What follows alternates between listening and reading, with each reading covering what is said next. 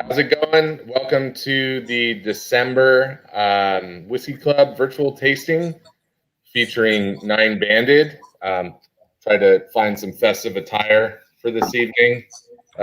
This is the most Christmassy thing I owned. So, uh, yeah, really excited to have our members join us this evening to talk some whiskey, talk some uh, we're going to have a special guest in Sam Green, who's the author of the Beginner's Guide to Whiskey and a whiskey sommelier.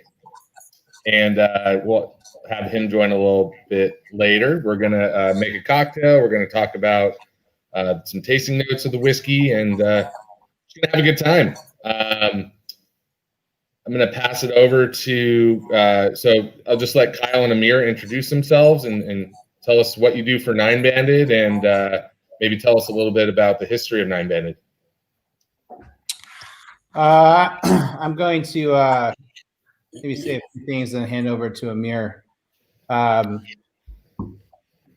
history of Nine Banded is starts with some folks that were growing up watching Tito do what Tito did, and were inspired. And there's a gentleman named Chris Ogden, who, if you know college hoops, you might remember the one and only UT team to ever make it to the Final Four.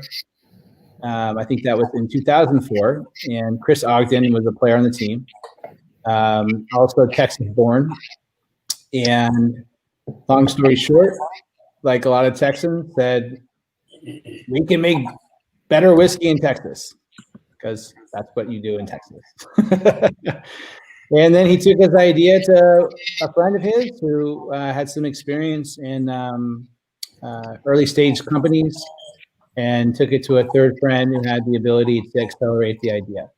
And the genesis of the brand was built on the city of Austin, and more so, and why the Armadillo is such an important part, which is it was a place where people could come, feel safe, and explore who they are. It was, and Jim Franklin, who is a famous artist who was the one who documented really the history of music in Austin. The idea was artisans felt like armadillos getting run over by rednecks and pickup trucks. And so the armadillo became a symbol of the city that to this day is revered. And that's kind of how it all started. And I'll turn it over to Amir, because he was there earlier than I was. And is the gentleman who is the one who made the whiskey you're drinking right now, who was the one who proofed, blended, and bottled. So Amir, good job, buddy. Thanks. All right. Hi, everybody. My name's Amir. I'm head of the operations and back office, things behind the scenes. So I'm, I guess it's important when we're talking about Nine Banded is also to understand just how nascent the Texas whiskey industry is. It's still a very new segment. When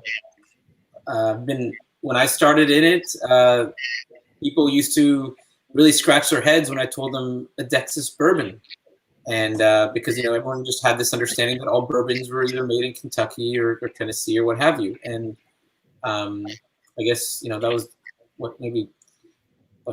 no more than 20 years ago, right? So 15 years ago at most, people started to understand that you can have bourbons made from New York or what have you, all over the place. So there weren't a lot of heritage brands in Texas. Texas didn't have a lot of old historical brands that they could hang their hat on. And like Kyle said, we're from Austin, and Austin is really famous for two very big brands to have made it on the international stage.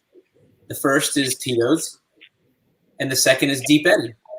So you've got two very big vodka brands, and have both done very, very well, have both started in Austin, Texas.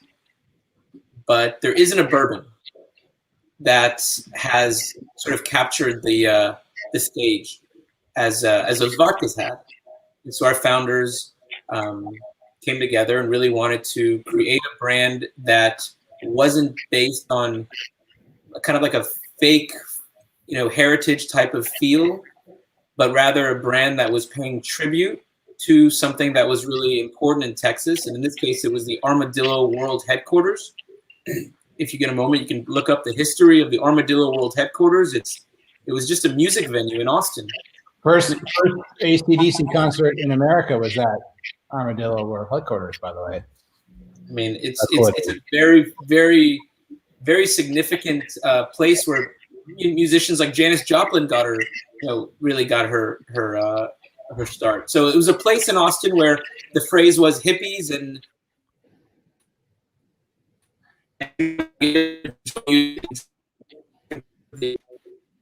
the headliner, in which Armadillo World Headquarters, and so our brand Nine Banded is paying tribute to the Armadillo World Headquarters, and it's also the Texas State Small Mammal. It's the armadillo.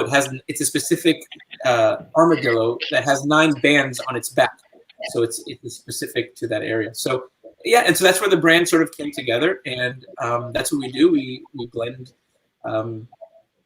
bourbon from that we source, and we use it to be the base for really the water that we pull from a natural spring in the Texas Hill Country.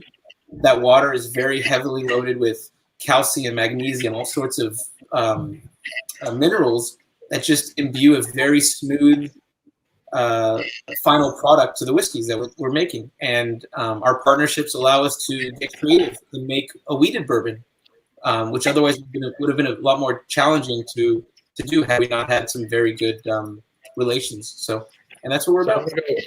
I want to talk about something you just said. So, you mentioned sourcing barrels. So, maybe I'm sure some of our members know what that means. Maybe talk about what sourcing barrels means.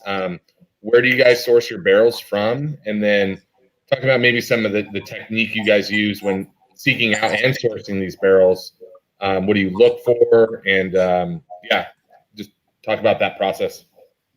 Sure. So, I mean, I'll just tell you, what we did is, what does it mean to source barrels? It means that you are starting your creating process from a standpoint of a product that is already have been aged in charred American wood barrels, right? Oak barrels.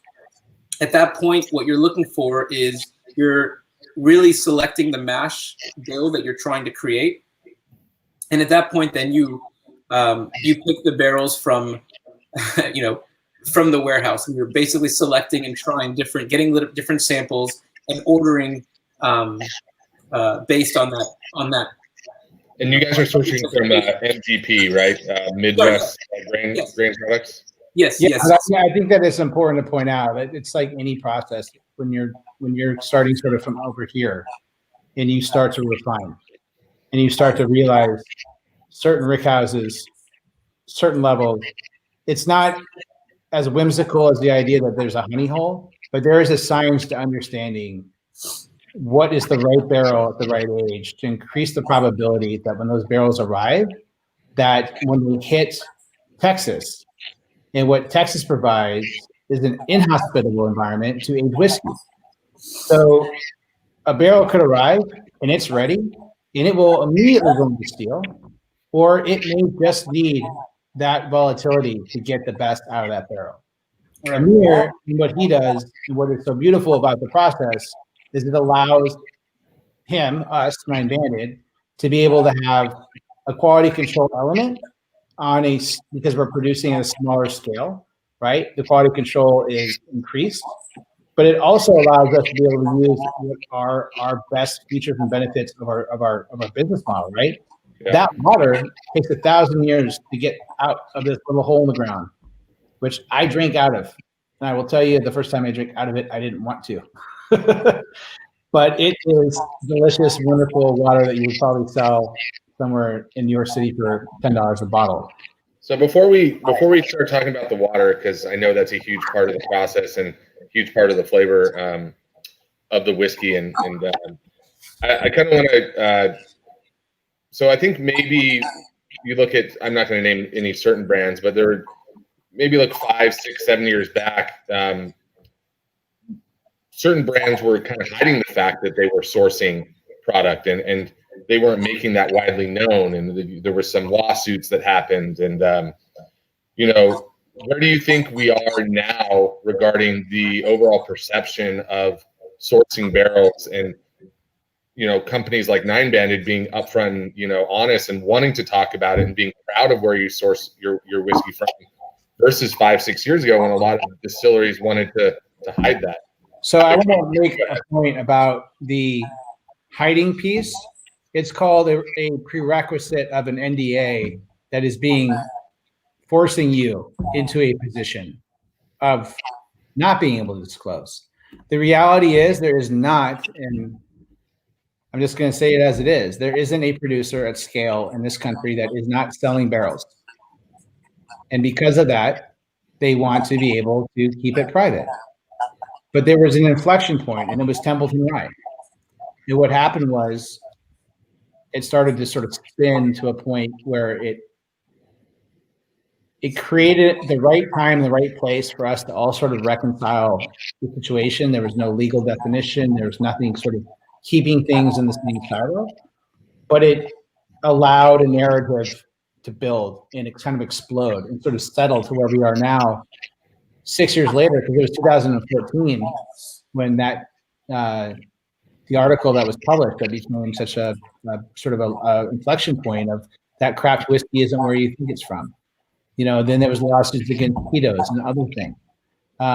So I just want to defend those of us who really do want to talk about it, which is why today is so awesome to be able to tell you from the start to the finish exactly how we do it and why we do it and why we're so damn proud of it. But a lot of the junk in between was because we didn't have a choice. That's what it is. So I know, Kyle, the weeded bourbon that we featured this month was a huge passion project of yours. And you and I have had lengthy discussions over multiple glasses of whiskey in the past of, these barrels that you guys got from MGP of the weeded bourbon. And like, what maybe you can let's recreate that conversation a little bit. And yeah, it's awesome. What made these barrels so special? What got you so excited about them? Do you want to go down the rabbit hole real quick? Because I love this story. Let's do it. The best stories. What it's all about. So Mark Brown is the genius behind Sazerac. Yeah. And Mark, who I get his emails every day. Yes, and so every day he also controls the entire narrative of our industry with his news brief. I think he's amazing. I think he's done incredible things to our industry, and it says something a lot about someone when they're willing to respond to your email. And Mark will be that person. I guarantee if any of you emailed him tomorrow, he would respond to it. That's the kind of sort of mind behind what is this beautiful portfolio that Sazerac has, in particular the BTACs that myself and I can guarantee 99% of the people on this right now are also fans of.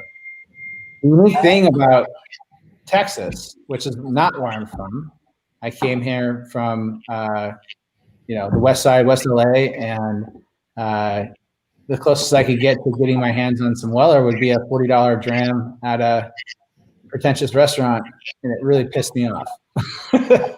So get this. I finally get here, and I'm at a liquor store in Fredericksburg called Judy's. And in Texas, you make something, you sell it to your distributor, just like you do anywhere else. And instead of you selling it to a distributor who sells it then to Trevor, you have to sell it to another entity, which is a reseller. It's a retailer. It's like going to Ralph and having Trevor would have to go buy his liquor from Ralph instead of from Southern or from Republic or yes, Young's. And so these bottles end up, and I know you nerds that are on here already know this because you are all over the secondary markets and have already scorched the earth looking for all these little honey holes in Texas. But I came across a bottle of World 12 and a bottle of the 107. The antique is one of my favorites. And the woman who owns the store, she has them. And I'm like, can I buy those? She's like, yeah. I'm like, what? No. She's like, yeah. I'm like, get out. Okay. So then I immediately buy the bottle, like $40 a liter. You guys hear me? They were $40. So then I text my boys back in LA, and I'm like, so what I started to think about at the time was, man, there must be a much more mature marketplace in Texas for wheat. Because if I just had that moment having just moved here, there's a bunch of people who've been knowing about this for a long time, and I didn't. Speed the story up. Amir and I go to MGP because Nine Banded had been a number of different alliterations from previous people that have been brought in to create the whiskey that is not the whiskey it is today. And so what we did is we said, we have this incredible water. We need to be able to have a quality control, and there's no better place in the world than MGP. I had worked with them previously. Willet is what brought me into the category, and I had nothing but respect for them. But this is the best part. So when we're at MGP, which is fucking awesome, and we're musing about how annoying it is that Sazerac can get away with a more expensive grain. Whiskey, wheat is more expensive. And so it should generate a higher SRP. But from a strategic perspective, and not to get too much down the rabbit hole on that, those 2 bottles at Judy's Liquor were $40 for a reason. Brings us to this very important point in this story. The gentleman that we're working with at MGP, we call him Uncle Barry. This guy's an OG, okay? Principal developer of Maker's Mark. He is the dude. He snuck the wheated bourbon into the lineup at Cask Strength as we're doing a blending session on our white label, which is an 87 corn 11 rye. It is new. He just threw a dime because it is such a great product. And what's so interesting about wheat, and I was he testing you? He would wanted to see if you called it out or what? Amir and I looked at each other like, like, what is this? Because we're on the tour, and I am just going off about how irritated I am, saying things like, if a tree falls in the woods, can you hear it? Yeah, you can. And it was about the allocation game, right? Trevor, you know that game. It's really annoying. So what we wanted to do was to figure out how we could create something that we like to drink that is not going to be predicated on buying on the secondary or paying, whatever at some retailer. It's bullshit. We wanted to figure out how we could thread the needle, and we were fortunate. A lot of this, life is about timing. It is about luck. It's about relationships. And Amir, how long? It was January, whatever year it was. It took us some time really to take our water. It was not like overnight. It was just the idea that there was a place that we could get a high wheat bourbon, and then start applying our little bottle of magic into that product. And so I hope you guys are drinking at home. I hope you like it. And that's the real deal, Holyfield, on that one. And just wait, what's coming. We're just getting started, but we're lucky that we have a partner that allows us the ability to do it. Because don't get off this call and say you want to open up a bourbon company unless you have $10 million to burn. It's not a good proposition. But if you could mitigate some of that risk and you can find some partners that could help you, it gets you further along. And then the crafting, the arting, and then Amir and what he does with blending is the most important part, hands down. Yeah, wheat is a great. I mean, I can't believe it took so long for wheat to sort of really rise up. I mean, you have corn, you have bourbon, so you've got corn, you've got rye. Obviously there's single malt. I always thought there was going to be more of a demand for single malt whiskeys made in America. But wheat is. What you were drinking? Do you think that people were delineating the mashes of bourbon? I think that there was never a real effort to educate on the grain mash. Yeah. Sure. Yeah. I mean, there's obviously the consumer has definitely become more conscientious of what they're drinking and what are the mash bills and everything like that. But wheat is definitely, I think, like an obvious, front runner in the American craft lineup of whiskeys. So. Yeah, I mean, I remember, when I was getting into whiskey, probably just over 10 years ago. Like one of the first ones I had was like Bernheim, which is 100%. Yeah. Right. And I was like, I would give that to people that said they didn't like whiskey. I was like, just try this. And it just, because it's the mouthfeel that wheat provides is just, it's like, it just blankets your tongue.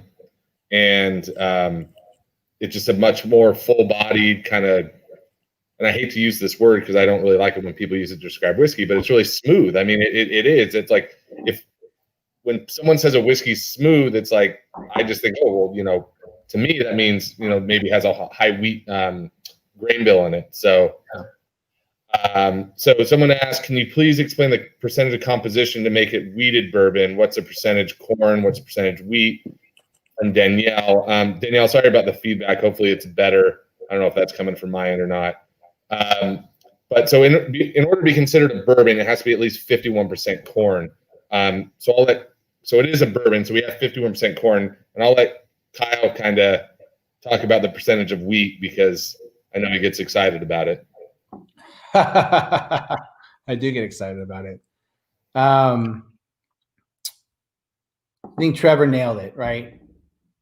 That word smooth, we all hate it almost as much as we hate the word delicious. I think that word also sucks. But I think maybe Trevor, what you were getting at was sort of it's sort of the coating, right? There's something about how that grain seems to really interact well with corn. As we were talking about earlier, that previously we were chatting about this, you know, the malted barley, we can't underemphasize the importance of that as the adhesive that allows these flavors to work. I honestly do not remember a time until probably, certainly within the last 10 years, that there was an effort to really describe your mash. You were just bourbon, right? And I can tell you from my own personal experience, because I remember that moment in time when I immediately fell in love with bourbon, and it was Willet. I don't remember thinking that you could even make bourbon with wheat. I thought rye was a prerequisite of a composition. You know, if you think about sort of when Bullet started to come into the market and when there was this acceleration of people becoming more interested into the space, disclosure accelerated. But honestly, I don't know if there was another time. And I couldn't even tell you if some of the historical brands, what their mash was. They kept track of that, yeah. I mean, if you think about how cool and nerdy that would be if we had time to do it. Like, what was that? Maybe that's a question for Sam when we bring him on. Maybe he'll know a little bit more about that. No, Amir, can you speak to the yeah. No, I mean, I don't know, but I mean, yeah, I know it got kind of complicated. People were putting ryes in bourbons, and it was definitely was kind of convoluted. But to answer your question, Danielle, basically, ours is, as a bourbon, it's 51% corn.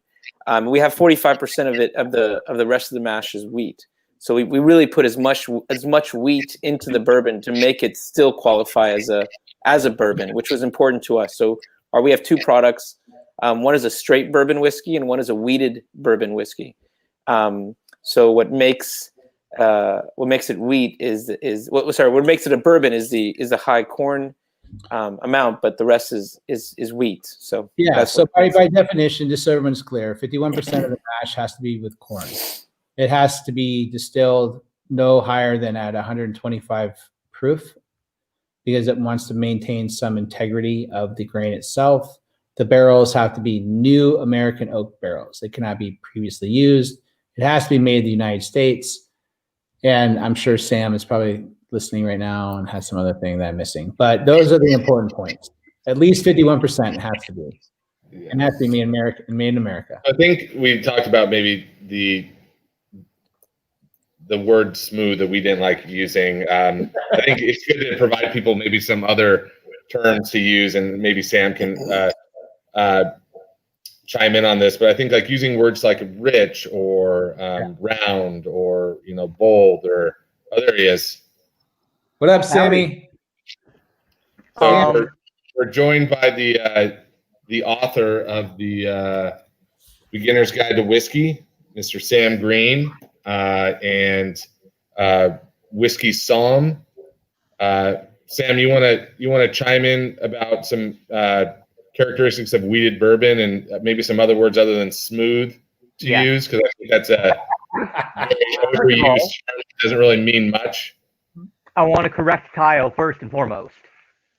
Thank The you. laws for bourbon. It's not the first nor the last time you've done that, I assume. Pardon? I said that's not the first time nor the last, I'm sure, that you'll correct Kyle on something. And me, to be honest. That's worth I drinking. plead the fifth. The laws for bourbon effectively referred to as the ABCs. A, American made. Bourbon can be made anywhere in America. The 50 states, DC, Puerto Rico, and Guam.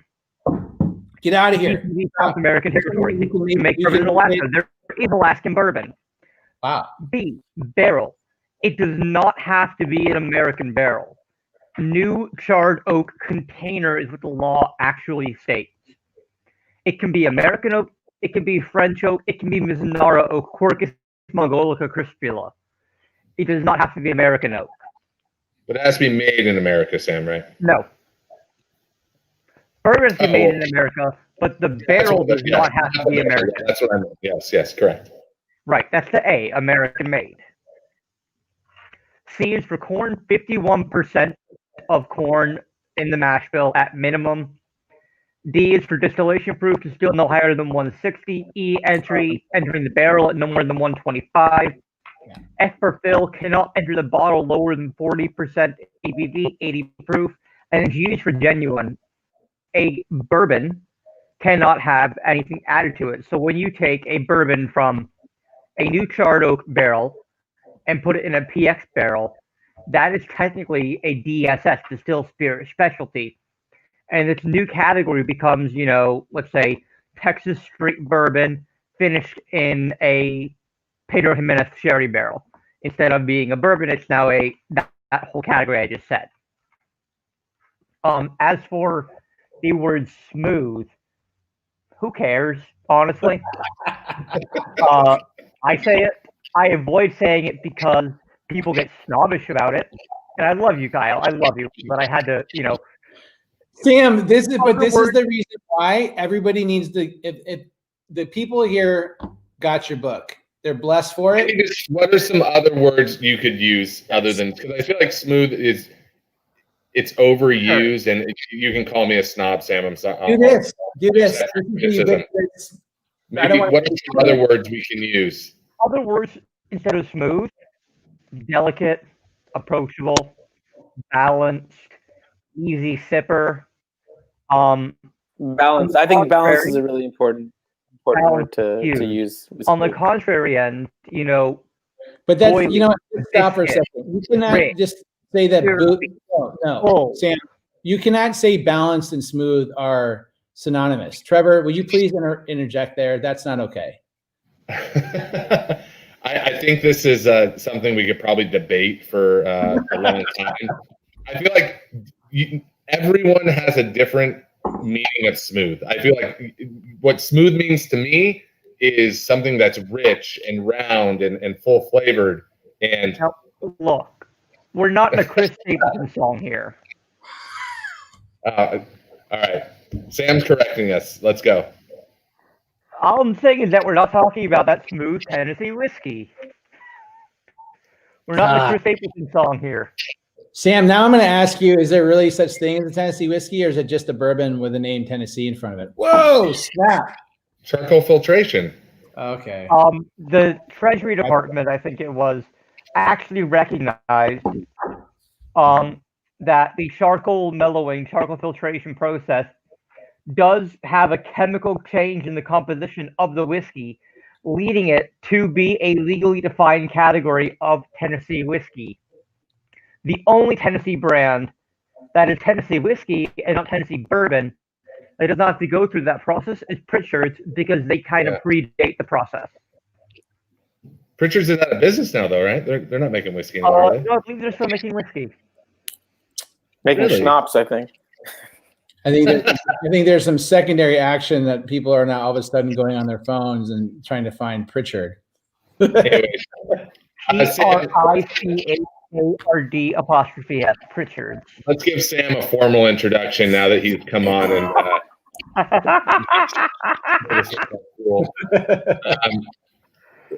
Sam, you want to just give us a quick bio about yourself and talk to us about the book, and then we'll make the cocktail here after that.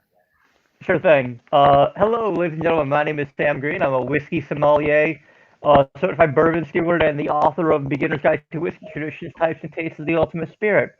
I'm 28, based here in Los Angeles, and since I was 22, my love of whiskey has taken me almost all over the world. I was supposed to go to Scotland in May, but obviously things didn't quite pan out. August of 2019, I was tapped to. You're lucky we're not here. This water would not be sitting. First of all, let me just say I love you guys. Trevor, Kyle, much love to you guys. Appreciate you. Love you too, bro. For sure. So where was I? Thanks. August 2019, I got an email that said, "Hey, we're looking for someone to write a whiskey book, a beginner's whiskey book." September, I got the official tap of, "Hey, it's yours." And my goal with the book was, yes, it's called A Beginner's Guide to Whiskey. But my goal with the book was to make it approachable for a drinker of every level. If you're an expert drinker and you're reading, pardon? No, I wanted to make balance. Balance. If you're an expert level drinker, if you consider yourself an expert, reading this, the odds of you learning something new are not high, but it's possible, and I would love to hear about that. It is definitely aimed at, the more introductory drinker, and there's nothing wrong with being an introductory or a beginning whiskey drinker. We all start somewhere. I started on Crown Royal and Crown Royal Maple at 21. Sam, I think you need to stop that, though. I'm going to tell you right now, because I have had access to your book, and I've been using your book to give to people for longer than pretty much anyone else. It's not. What you did is you made something that people could understand. So I guarantee you, because we have actually used it to stick it to the man multiple times. When somebody gets a little snobby, a little bit uppity, I might be like, check your facts, homie. Boom, there's my book. And that's why it's an important part. Any serious whiskey drinker should have something that can tell them what they need to know in a way that they can understand it. And really, I would say not as important, but an important part of is then being able to describe it in a way that someone who doesn't have the background that we have to be able to understand what you're talking about. That is the beauty. Dude, big props. That's a big, important part of education there. What I was going to say was that I've been told that when I talk about and educate on whiskey, I have a conversational style of doing it. And my guest bar also found that when I was working in a bar in Beverly Hills, they found that, I would talk to them about whiskey and teach them about whiskey in a way they could understand. And kind of accidentally, it wasn't like, I wasn't trying to write like a very dry, serious book. I was just trying to, write a whiskey book, and, talking about whiskey in a very dry, serious manner is not my style. So I've been told that the way I talk about whiskey and the way I educate and explain whiskey has translated and passed on into this book, and I'm very grateful for that. We're thankful for you. Yeah, Sam, you are a very easy person to speak to, and your wealth of knowledge is second to none. So, Trev, can I throw an anecdote in real quick? Yeah, go ahead. So before we brought the stuff that y'all are drinking tonight to market, we got together at the corner bar. And when I knew that it had passed these two fellas' palate test, I knew that we were onto something. So it's not just that you're drinking something tonight, that it was an important thing. We're not saving lives here, but the respect of your of your colleagues is super important. Look, I'm telling you, I need this weeder at cask strength. Well, I'm telling you right now, it's really. I said the same thing.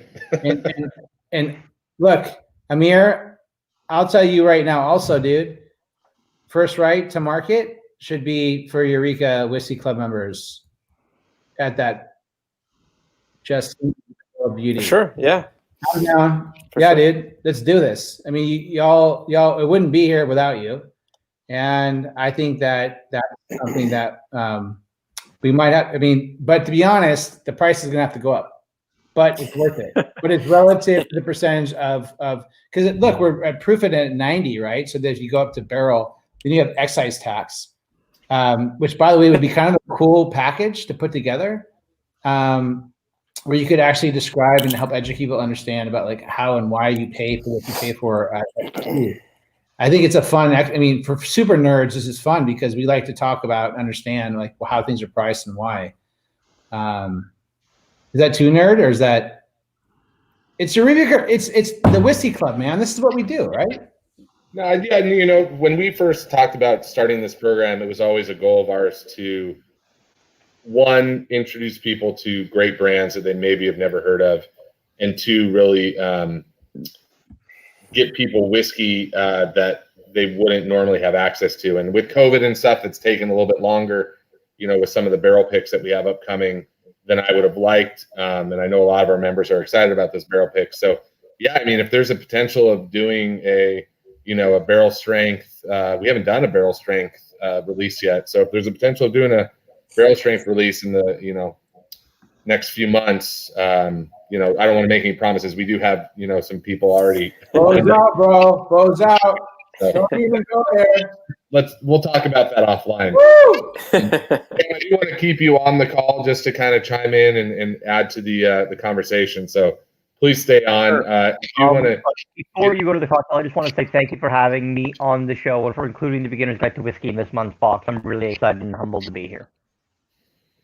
Yeah, again, it's a pleasure to have you, and I was super excited when the opportunity became available to get the book out. So, so this month it's a winter solstice tonight, so we're officially in the winter months. Even though in California, where I'm at, Los Angeles, that doesn't really mean very much.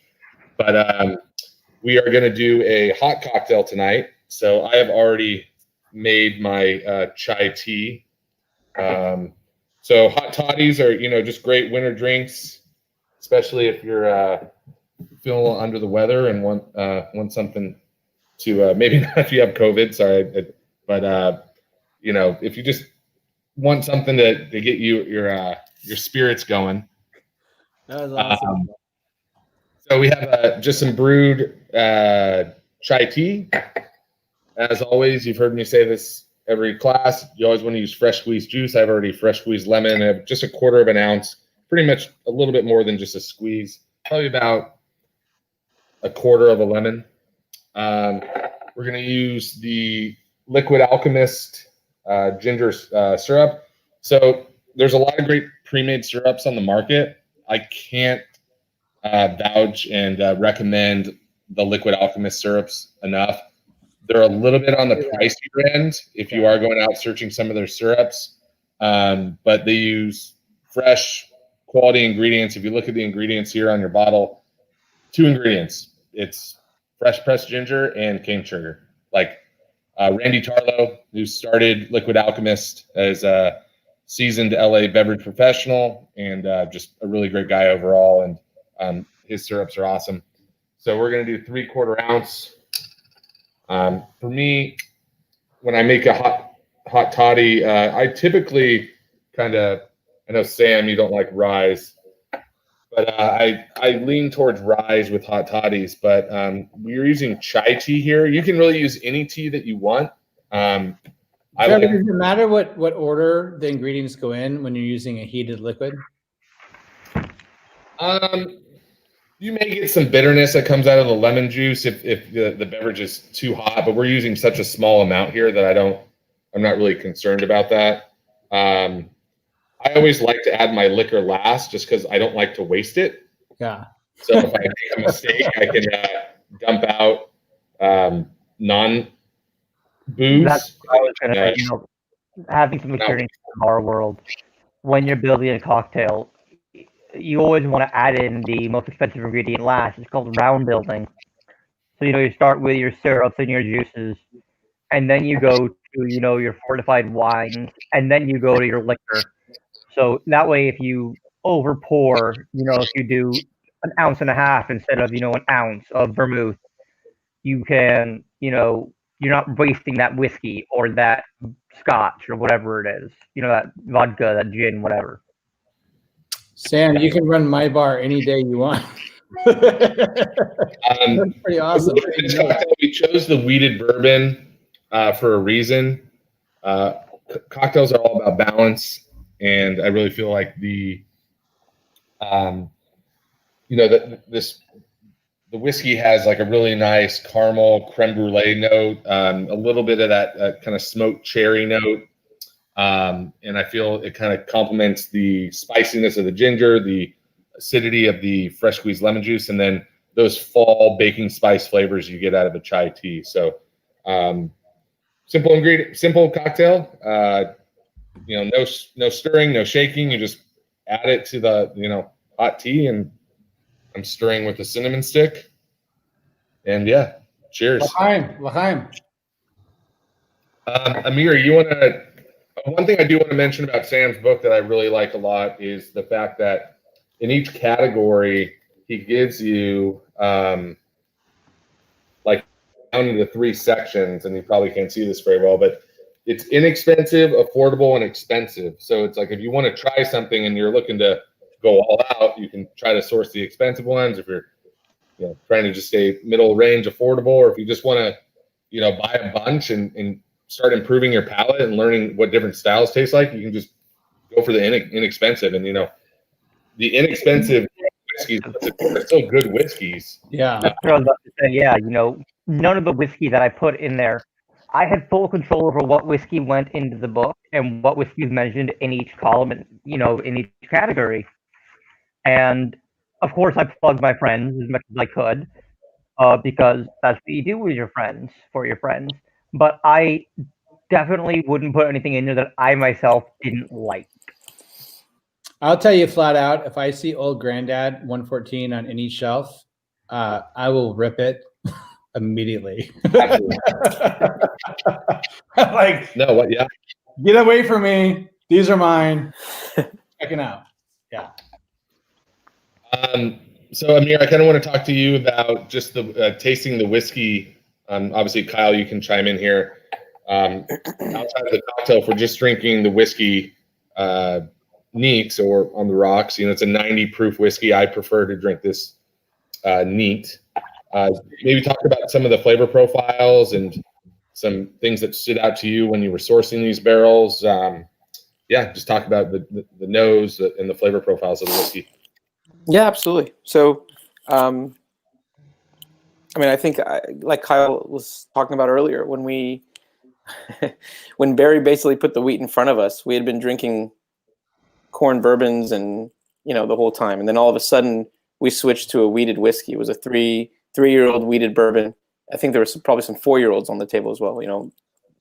And when we switched over from drinking corn bourbon to drinking a wheated bourbon, suddenly it was as if we had kind of like let down our guards a little bit and able to sort of like enjoy the nuance to the whiskey in a way that the corn kind of doesn't give it an opportunity to. I always kind of think of it as like eating a bowl of like Honey Puffs or something. Like it's a very familiar wheat in a whiskey is such a familiar taste to us that we don't really always get a chance to sort of experience when we're drinking whiskey, right? It's mostly corn or rye or what have you. So I want to make sure and pound this point in about something that those of us have been doing this for a long time, and I'm sort of projecting my own, I guess, ignorance about how the mash and the composition of grain in age statements can be complete bullshit. It is. I'm not even kidding. I don't even want to talk about it, but I have to because it's part of the reason we're here. I got so off kilter for a bit because I just kept going back to Barry, and Barry kept saying, "Hey, Kyle, is that Woodford?" I'm like, "No, Barry, I don't. But I respect it as a brand." He's like, "Okay, dude, let's start from the oak perspective. Woodford is a great bourbon, but it has a specific flavor profile that you have to want. It's like a rye vodka, right? We used to talk about this in the vodka business, like Belvedere. It's like a pastrami sandwich. Do you want your pastrami on rye or not? Each of us has a different physiology. It's how we're designed. And what he was doing was basically. I like the hat French roll, but What's that? You prefer what? I like the hat on a French roll, but Yes, right? So, So blenders on advisor, please. So that clearly this was not his first rodeo, and he was doing to me what hopefully he's done to a lot more people, and certainly has. Is he said, just take the age statement and like throw it out the door. Think about the barrel. Think about where those staves came from. Think about what those trees were doing. He went hashtag ninja terroir style on barrel. Dude, this is the real shit. And his point was barrel management is the most important part of the process up until it gets in the hands of the blender.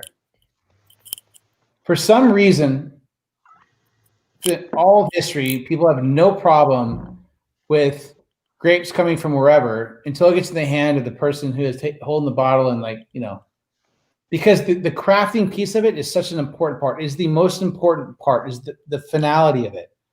But along the flow chart of process is an understanding that age is relative.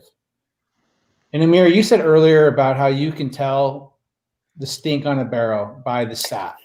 Like there are certain visuals that you know how to pick those out. You delineate them out. And if a barrel is ready when it starts in Indiana and arrives in Dripping Springs, Texas, we don't fake the funk. That shit goes right into steel. This is not about a vanity project. It's about making the goddamn best whiskey we can. But if that barrel's not ready, then we're going to volatilize the shit out of it in this very extreme sort of environment called Texas. But the age, dude, relative to like being a straight bourbon and having 2 years, which is a requirement, and I think the right requirement. With wheat, dude, it's not that. In antique, going back to sort of the original genesis of like the inspiration of antique, I don't even know what age is in it. I know it's at least 2 years. And I'm sure as hell not going to expect tomorrow I'm going to wake up and read an article about what the age statements are in the barrels that go into that bourbon that I love. We just don't want you to have to be paying some dude on secondary $200 for a bottle that you should be able to buy for $40. Yeah. That's it. Game over. Yeah. No, absolutely. Absolutely. I mean, it's, I'll tell you, I started in the alcohol business in wine. I was, my whole life was, not my whole life. I mean, my whole life I grew up, whenever a new kid in the family is born, they would, my family would make a barrel of wine, and then they would open it for the kid's, wedding or what have you. And I thought I was going to get into the wine business. And so I went to France, I studied wine. I went to France to go study wine manufacturing production. And I'll be honest, I got turned off, by some of the snobbery and some of the kind of the personalities and some of the, some of the culture that's sort of built around that. I mean, if you've seen the documentary Somme, right? It's a good example of sort of what the people who. What up, Rajat Par? Yeah. So then I got into whiskey making, and I got to see all the same, process was still very romantic, the manufacturing, the production, the everything, and the community. Everything. So it's so there is that segue from the wine production into getting into whiskey making, and it still can be, and you can still have that same sort of appeal that you can when you're talking about a good wine, kind of thing like that. So that's an awesome point, Amir. I think that's a really important part. There's a lot of from a, I am not a chemist. but there's an appreciation, understanding that process, right? Again, and the terroir component of whiskey conversation is so under discovered. Yeah, and it's because it's such a new industry. I mean, let's just face it, there really isn't a Texas whiskey right now that has dominated. I mean, look Sam, at go ahead. Sam is a big Garrison guy. Sammy, come on, you can pop in. It's okay. No, I mean, look, Garrison is one of the earlier creators of whiskey. There's no question about that. Of course, I saw you've got Balcones, you've got guys like TX who are who've done their thing, and but I don't think there is a brand that I can really welcome everyone into its fold and let people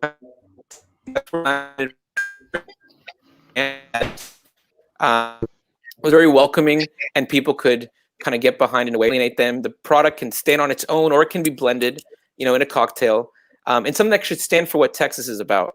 In our case, we're proud to be made in Austin, and we're proud to sort of kind of imbue our product with all that. But in essence, you've got a very new kind of frontier of what it means to be a Texas whiskey, and it's so this is hard stop right there. It's still being developed, and I think in the next 5 to 10 years, I think we're going to see a leader who's going to. I think in the next 5 to 10 years, we're going to see a leader who's going to sort of kind of capture that space, and it'll be interesting to see who it is. And there's really dude, this is fun fodder. I don't know. And earlier, when the professor was describing early entry, right? It's my computer, but having some computer issues. Post-prohibition and how Canadian style whiskey became prevalent. Dude, the biggest rednecks in Texas are crushing Crown, right? So like the flavor profile that had been introduced to a big part of this country is a Canadian style, easy drinking, light style. So lower rye mash bill. Yeah, dude. So the context is really important. And also the financials are important, right? How can you do something if you can't figure out how to sell it? Like there has to be, so like Texas has been largely just sort of built around a style whiskey, which is a Canadian style whiskey. To get that consumer, right, to get that person to start thinking differently involves what Amir hasn't, he's such a different human being. But like Herman Marshall, dude, that's when, you were the first craft producer, as I know it, in Texas, when you were distilling at Herman, right? Who else was doing it, Amir? No, I would say no. Yeah, it was a handful of people. It was a handful of us that were making whiskeys, and right? And we were doing it in the style that. Yeah. And that was what was so fun about the early days of making a Texas whiskey, is that there wasn't really any rules to it. In our case, like you mentioned at Herman Marshall, we were trying to make a product that the bourbon was very corn forward and that the rye was very rye forward, and we didn't put any rye in the bourbon, and we didn't put any corn in the rye whiskey. So we came from, and we made swamp cypress fermentation tanks just like they do at Makers, and we, but essentially I think a brand needs to do more than just create a product, right? And a brand needs to sort of tell a story, and it needs to sort of, how does it interact with the community, right? If you look at Deep Eddy, for example, Deep Eddy, before they were acquired by Heaven Hill, were very, very, even more involved in the Austin community than they were now. And I think that's just part of the nature of the way the business works. But what was fun about it in the early days is that there was no, Texas whiskey was like such a novelty. Today it's not a novelty. When we started, it was like 5 people were making Texas whiskey. Now there's, 50, 60 people, Sam, you can probably tell me better than I can, but there's got to, it's got to be even close to 75 different distillers making a whiskey in Texas, using that kind of Texas, and by the way, flag under its brand. And so what does it mean to be a Texas whiskey? Dude, Balcones, when Chip, that dude, Baby Blue, as a Los Angelino. Yeah. So when Chip Tate lost his, Yeah. when Chip Tate lost, I mean, I was there. I was saying, I remember doing samplings with Chip, and we would be kind of doing this, and it was such a new. It'd be like if someone was creating vape pens or something. It was like such a new kind of industry that people were still like not sure. It wasn't even anywhere close to being craft beer or local beer. I mean, that was sort of the hope that it would aspire to, and I think to some extent that's still the hope that craft spirits will sort of take the kind of trajectory that craft beer has taken. But in essence, there's what is it that makes a Texas whiskey anymore? It does. I mean, flat out, dude, of it. the competitive advantage of being in Texas, and I hope that my house doesn't get burned down later for telling everybody this, but the water in Texas is better than it is anywhere else to make whiskey, dude. Hands down. That's called a mic drop. That's called science, and it's a fact, dude. We have aquifers. Right then and there who this product is for. And Amir, true or false, you make whiskey anywhere else in the world, where would you want your water to come from? Texas. No, it would be here, no question. Or maybe I don't know Texas or I don't know. Dude, you do know. I know that you know. Yeah. You know. Yeah, definitely. This is a fact.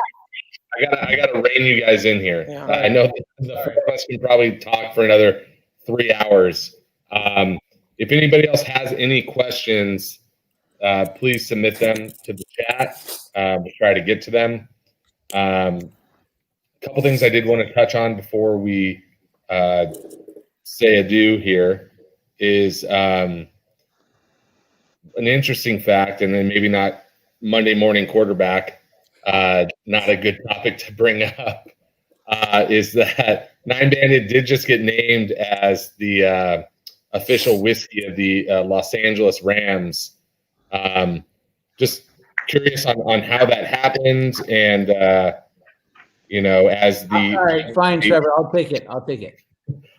So everyone else knows, Trevor, in Los Angeles. I was actually mad that the Jets beat the Rams yesterday, but because you lost Trevor. I know you're a quarterback, but that's called comeuppance. I don't know what it is about the Jets, but let's not talk about the Jets because that's another hour-long conversation. But you have a 37-year-old running back, yeah. Develop the relationship with the Rams and get that being named the official whiskey for the LA Rams. So the bottom line is when the build out and the whole mojo, amongst many things. I mean, SoFi is, I will just say, I'd put it up there with the greatest sort of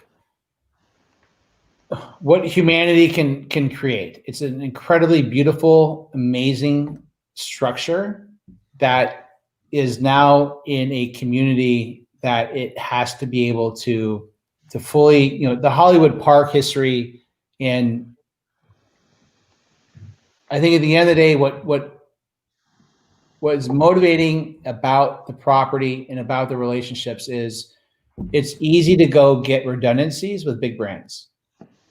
What is clearly a different direction for the audience, and I give a little bit of credit as much as I hate the Giants because I am a Dodger fan, is the idea that you go to the ballpark and even Citi Field in Queens, that you were given an opportunity to experience more than just watching a game. And I think that we were very fortunate because we had some unique opportunity to have a sort of insight into what they were looking for.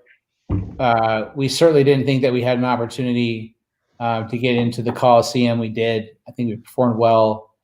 I know that we performed well, but I think that at the end of the day, what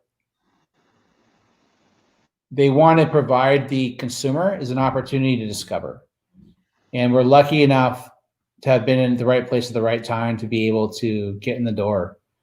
And even more than that, it's about the ethos. Nine Banded's ethos is aligned with what the the Rams ethos is in what the community is all about. And a couple months ago, I had the opportunity for the first time to go to SoFi. And I drove down Manchester, and I was like, dude, this is not the Manchester that I know that I didn't want to drive down a few years ago. So it's really important, and it's really meaningful, and it is as real as it gets. That's just not what you're going to experience at SoFi, but within the community and within the build out is giving an opportunity for producers like us to have an opportunity to showcase our products. And I think that it is important to point out it's not just happening at SoFi. There's other places this is also happening. But the interesting thing is it goes back to Eureka, and where people like the Eureka people, right, built this idea that local and small, unknown, discoverable is meaningful. And so the consumer, the audience, the customer, right, has a chance to have more than just the sum of its parts, man. So the more of this, the better. Yeah, Trevor is the only Jets fan that anyone on this call or Zoom knows. I don't even want to talk about it, but okay. I'm really proud. And I know Amir. Really for the record, I'm not from New York. I'm from LA. Yeah. My Jets fandom is very weird. So dude, the organization. I root for all LA sports, including the Rams. And I wish they would have beat the Jets yesterday, but I hate to say off, Kyle, but we are at an hour here, and that's kind of our limit. So I want to thank the Nine Banded team for providing us some great whiskey for this month. Yeah. Want to thank Sam Green for his knowledge and expertise, and I hope all our members enjoy their book. And just from a whiskey club perspective, we have a lot of exciting bottles coming up, a lot of barrel picks that I know a lot of our members have been very eagerly anticipating. And from the sound of this call, we may have a nine-banded, barrel-proof whiskey barrel release program in the future. So again, thank you all our members for joining us tonight, and I hope everyone has happy holidays and be safe, and I hope we can do more things like this in person in the near future. So have a great night, everybody, and cheers. Trevor, dude, I love you guys, man. Thank you so much, bro. Thank you, Trevor. Yeah, dude. I wish I could hang. I'm gonna blow kisses.